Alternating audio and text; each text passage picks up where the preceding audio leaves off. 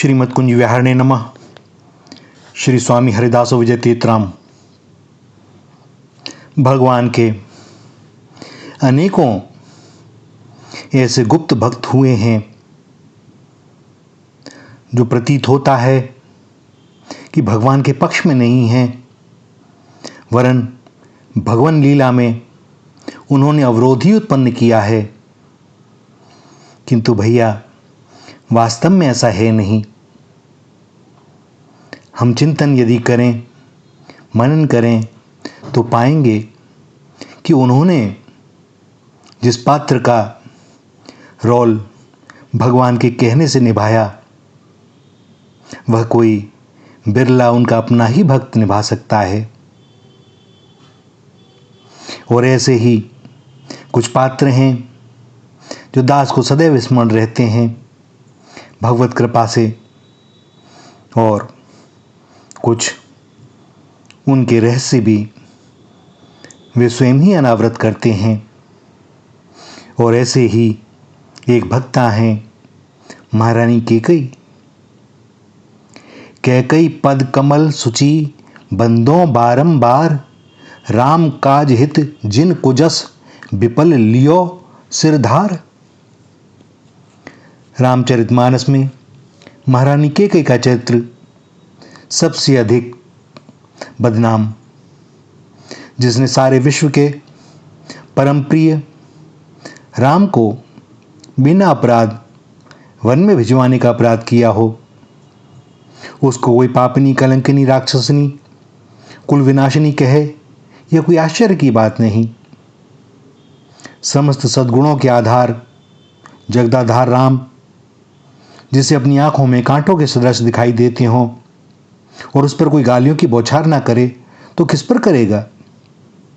और यही कारण है कि कितने ही वर्ष बीत गए, किंतु आज भी लोग कैकई का नाम सुनते ही व्यथा से भर जाते हैं और मौका पाने पर उल्टे सीधे कुछ शब्द कहने से कोई चूकता नहीं है। परंतु भैया, इसका अर्थ यह नहीं है कि कैकई सर्वथा दुर्गुणों की खान थी, उनमें कोई सद्गुण था ही नहीं। सत्य तो यह है कि यदि श्री कैकई के जीवन से श्री राम वनवास का कारण होने का प्रसंग निकाल दें तो महारानी कैकई का चरित्र रामायण के प्रायः सभी स्त्री चरित्रों में सबसे बढ़कर हो सकता है। कैकई के राम वनवास का कारण होने में एक बड़ा भारी रहस्य है, और जिसके हृदय में भगवत कृपा से वह खुल जाता है, भैया वह जान जाता है कि श्री राम के अनन्य और अनुकूल भक्तों में कैकई जी का स्थान सबसे ऊंचा है। कैकई महाराज कैकई की पुत्री और महाराज दशरथ जी की छोटी रानी केवल अप्रतिम सुंदरी ही नहीं थी, प्रथम श्रेणी की पतिव्रता वीरांगना। बुद्धिमता, सरलता, निर्भयता, दयालुता आदि सद्गुणों का महारानी कैकई के जीवन में पूर्ण विकास हुआ था, और इन्होंने अपने प्रेम और सेवा भाव से महाराज के हृदय पर इतना अधिकार कर लिया था कि महाराज तीनों पटरानियों में कैकई को ही सबसे अधिक मानते थे, और कैकई भी पति सेवा के लिए सभी कुछ कर सकती थी। एक समय महाराज दशरथ देवताओं की सहायता के लिए शंबरासुर नामक राक्षस से युद्ध करने गए। उस समय महारानी कैकई भी पति के साथ रणांगण में गईं, आराम या भोगने के लिए नहीं, सेवा और शूरता से अपने पतिदेव को सुख पहुंचाने के लिए। और कैकई का पातिव्रत्य वीरत्व इसी से प्रकट होता है कि एक समय महाराज दशरथ के सारथी के मर जाने पर स्वयं बड़ी कुशलता से सारथी का कार्य करके महाराज को संकट से बचाया। और एक बार उसी युद्ध में जब महाराज युद्ध कर रहे थे, उनके रथ के पहिए की धुरी गिर गई। महाराज को इस बात का पता नहीं लगा, कैकई ने देख लिया और अपने पति की विजय कामना से महाराज से बिना कुछ कहे सुने तुरंत धुरी की जगह अपना हाथ डाल दिया और बड़ी धीरता से बैठी रही। वेदना के कारण केकई की आंखों के कोए काले पड़ गए, परंतु उन्होंने अपना हाथ नहीं हटाया। ऐसे विकट युद्ध के समय में यदि महारानी केकई ने बुद्धिमत्ता और सहनशीलता से काम न लेती तो महाराज दशरथ के प्राण बचने कठिन थे। शत्रुओं के संहार करने के बाद महाराज को उस घटना का पता लगा। उनके आश्चर्य का पारावार न रहा, हृदय कृतज्ञता आनंद से भर गया। ऐसी वीरता और त्यागपूर्ण क्रिया करने पर भी उनके मन में कोई अभिमान नहीं, विपत्ति पर कोई एहसान नहीं करती। महाराज वरदान देना चाहते हैं तो वो कह देती हैं, मुझे तो आपके प्रेम के सिवा अन्य कुछ नहीं चाहिए। और महाराज मानते नहीं और 2 वर देने के लिए हट करते हैं। तब दैवी प्रेरणावश महारानी केकई कहती हैं कि यदि आवश्यक होगा, जब आवश्यक होगा मैं मांग लूंगी, और महाराज से अपना पिंड छुड़ाती हैं। भरत शत्रुघ्न ननिहाल चले गए। पीछे से महाराज ने चैत्र मास में श्री राम जी के राज्याभिषेक की तैयारी आरंभ की। कोई कारण रहा हो, किंतु उस समय महाराज दशरथ ने इस महान उत्सव में भरत और शत्रुघ्न को बुलवाने की आवश्यकता भी नहीं समझी और ना ही कैकेयराज को ही निमंत्रण दिया गया। कहते हैं कि कैकेयी के विवाह के समय महाराज दशरथ ने इन्हीं के द्वारा उत्पन्न होने वाले पुत्र को राज्य का अधिकारी मान लिया था, परंतु रघुवंश की प्रथा और श्री राम के प्रति अधिक अनुराग होने के कारण चुपचाप युवराज पद प्रदान करने की तैयारी कर ली गई। और यही कारण था कि महारानी केकई के महलों में भी इस उत्सव के समाचार पहले पहुंच नहीं पाए। किंतु रानी केकई अपना स्वत्व जानती थीं। उन्हें पता था कि भरत को मेरे पुत्र के नाते राज्य अधिकार मिलना चाहिए, परंतु केकई के लिए राम बड़े प्रिय हैं। और राम राज्याभिषेक की बात सुनते ही वे अति प्रसन्न हो गईं। देव प्रेरित कुबड़ी मंथरा ने आकर जब उन्हें समाचार सुनाया तो वह आनंद में डूब गईं। वे मंथरा को पुरस्कार में एक दिव्य उत्तम गहना देकर बोली, दिव्यमाभरणम तस्यै कुब्जाये प्रदो शुभम। मंथरे, तूने मुझको यह बड़ा ही प्रिय संवाद सुनाया है, इसके बदले मैं तेरा और क्या उपकार करूं। यद्यपि भरत को राज्य देने की बात हुई थी, फिर भी राम और भरत में मैं कोई भेद नहीं देखती।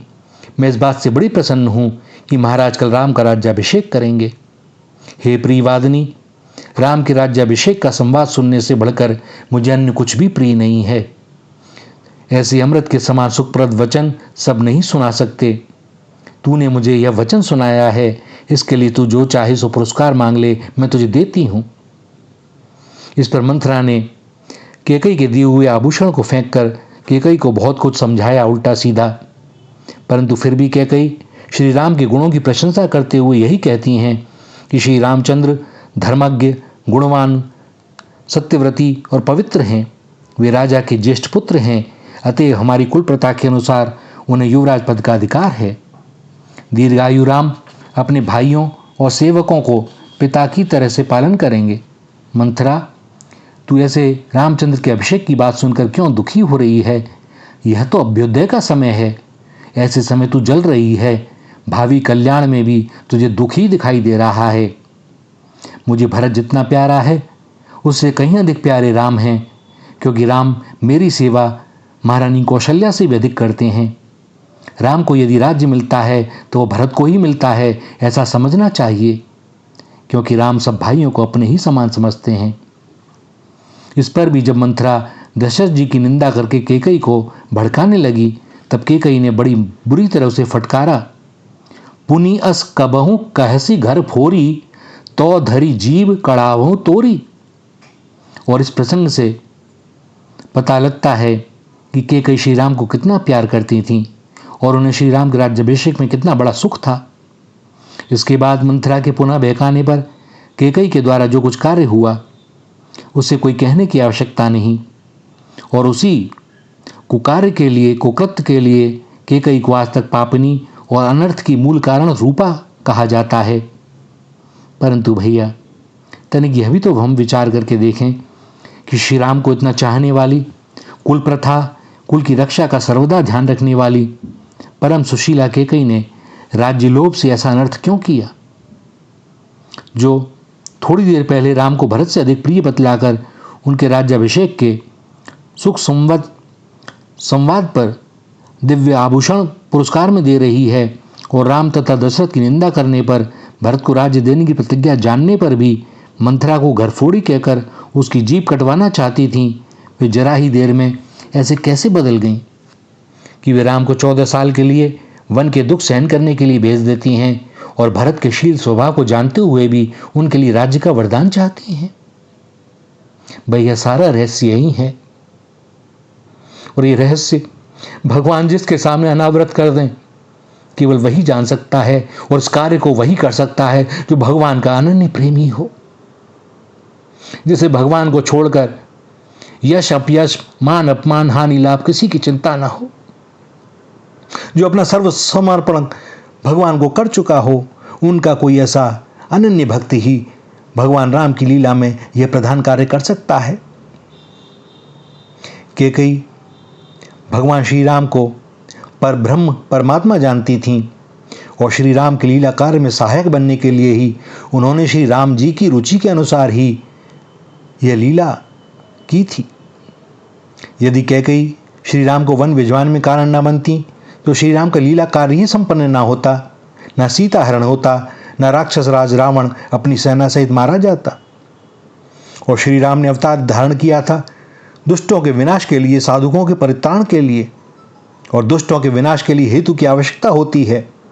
बिना अपराध मर्यादा पुरुषोत्तम श्री राम किसी पर आक्रमण कैसे कर सकते हैं? मर्यादा की रक्षा करके ही सारा काम करना था उन्हें। रावण को मारने का कार्य भी दया के लिए था, मारकर ही उसका उद्धार करना था। दुष्ट कार्य करने वालों का वध करके ही साधु और दुष्टों का दोनों का परित्राण करना था। साधुओं को दुष्टों से बचाकर सदुपदेश से, और दुष्टों का कालमूर्ति होकर मृत्यु रूप से एक ही वार से 2 शिकार करने थे। पर इस कार्य के लिए कारण चाहिए था, और वह कारण था सीता हरण। इसके सिवा भगवान के ही दिए हुए और भक्तों से मिले हुए कई शापों और वरदानों को भी सत्य करना था। उन सब की मर्यादा रखनी थी, परंतु वन गए बिना सीता हरण हो नहीं सकता था।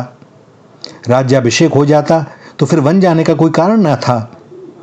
महाराज दशरथ की मृत्यु का समय समीप आ गया था, उसके लिए भी कोई निमित्त बनना था, और इसलिए इस निमित्त के लिए देवी कैकेयी का चुनाव किया गया। और महाराज दशरथ की मृत्यु और रावण का वध, इन दोनों कार्यों के लिए कैकेयी के द्वारा श्री राम के वनवास की व्यवस्था कराई गई। सर्वनियंता भगवान श्री राम की प्रेरणा से ही देवताओं के द्वारा प्रेरित होकर जब सरस्वती देवी ने कैकेयी की बुद्धि को फेर दिया,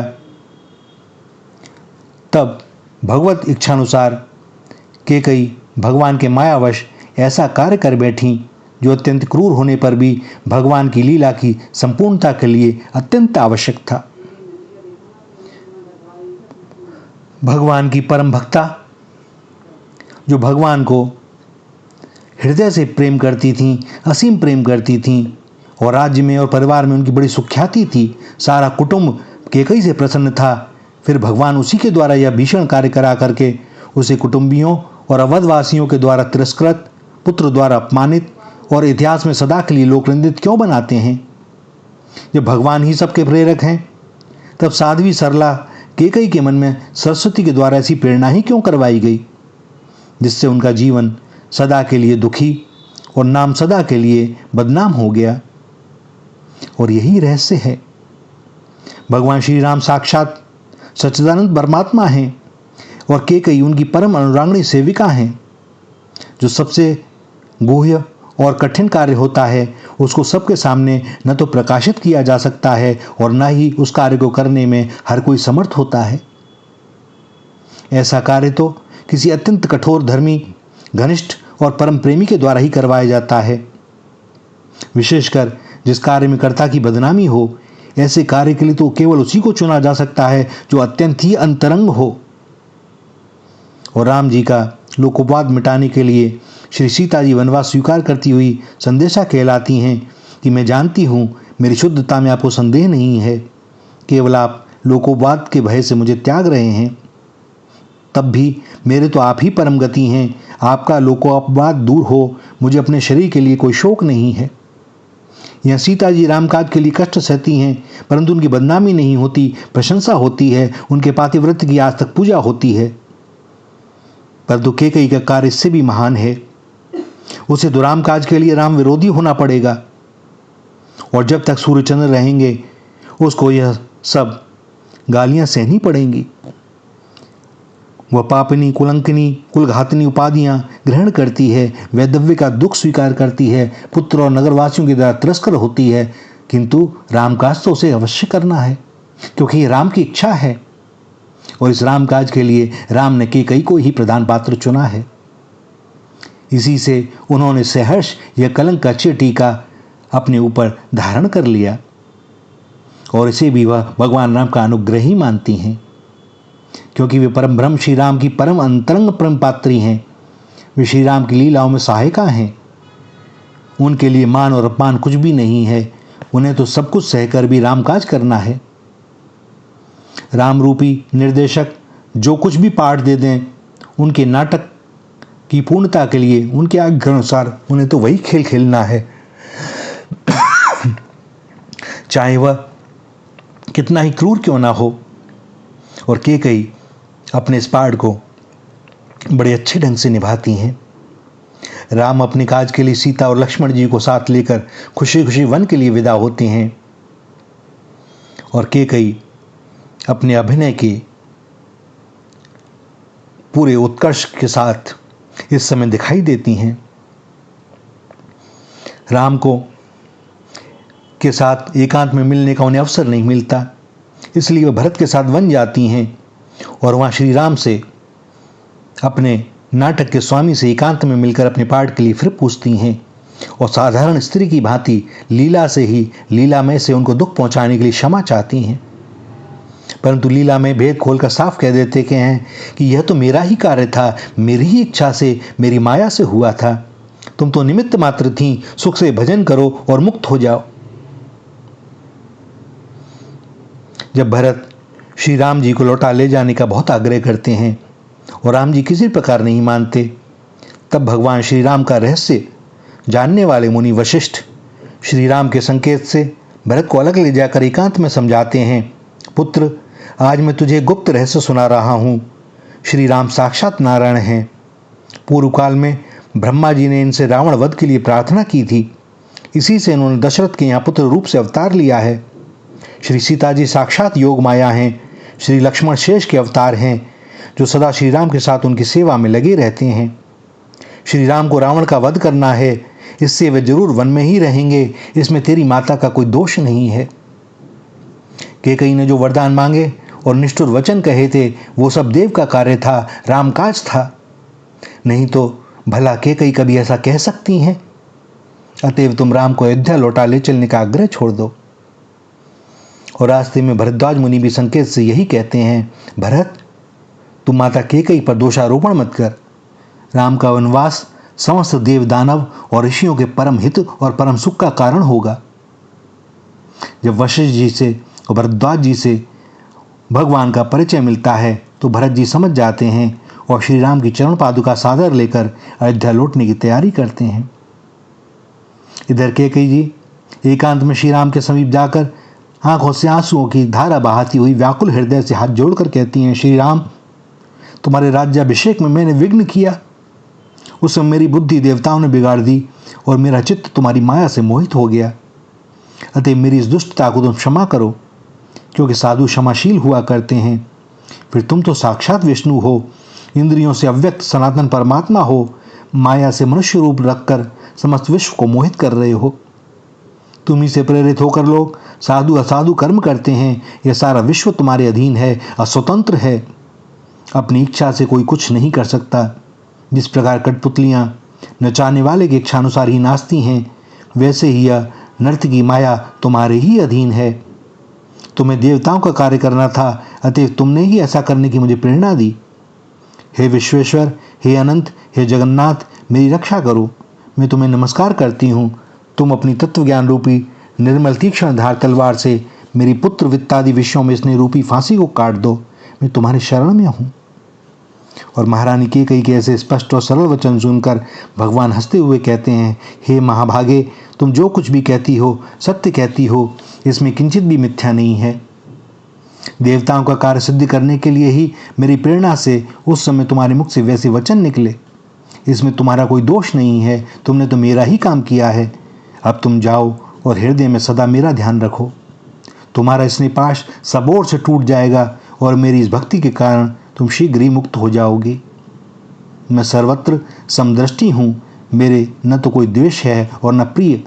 मुझे जो भजता है मैं भी उसी को भजता हूँ, परंतु हे माता, जिनकी बुद्धि मेरी माया से मोहित है, वे मुझको तत्व से न जानकर सुख दुखों का भोगता साधारण मनुष्य मानते हैं। यह बड़े सौभाग्य का विषय है कि तुम्हारे हृदय में मेरा यह भवनाशक तत्व ज्ञान हो गया है। अपने घर में रहकर मेरा स्मरण करती रहो, तुम कभी कर्मों में लिप्त नहीं होगे। और भगवान के इन वचनों से महारानी कैकेयी की स्थिति का पता लगता है। भगवान के कथन का सार यही है, तुम महाभाग्यवती हो। लोग चाहें तुम्हें अभागिनी मानते रहें, तुम निर्दोष हो। लोग चाहें तुम्हें दोषी समझें, तुम्हारे द्वारा तो यह कार्य मैंने ही करवाया है।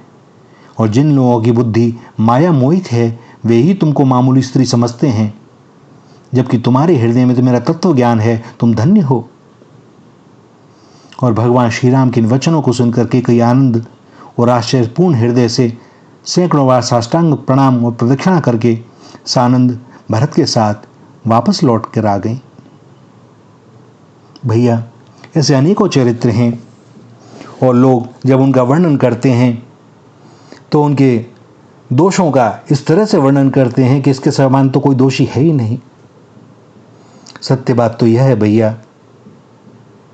कि पृथ्वी पर जिसने भी देह धारण करी है भगवान के अवतारों को छोड़कर, अगर उसमें कोई दोष ना होता, प्रारब्ध का कोई संचित कर्म ना होता, तो यहां उसका जन्म भी ना होता।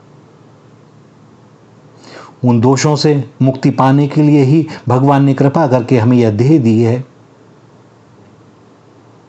किंतु हम तो ठहरे वही छिद्रान्वेषी, दूसरे के दोषों को खोजते रहते हैं। एक एक छोटी से छोटी बात में दोष खोजते हैं, उस पर आक्षेप लगाते हैं। रावण को अहंकारी बताते हैं, हर साल रावण को जलाते हैं, और अपने रावण को हम आज तक नहीं जला पाए। क्योंकि जब तक हम अपने रावण को नहीं जला पाएंगे, हम यह नाटक करते रहेंगे, पुतले बनाते रहेंगे, जलाते रहेंगे। हम अपने आप को राम दिखाना चाहते हैं। स्थिति हमारी रावण से भी बदतर है। कभी तत्व का चिंतन करें। भगवान की सृष्टि में यह नाटक चल रहा है और हम पात्रों के अंदर उलझ जाते हैं। यह पात्र गड़बड़ नहीं भैया, सब भगवान के हैं। वह जो कर रहा है, जो उसको रोल दिया गया है, वह कर रहा है, तो उसको समझो।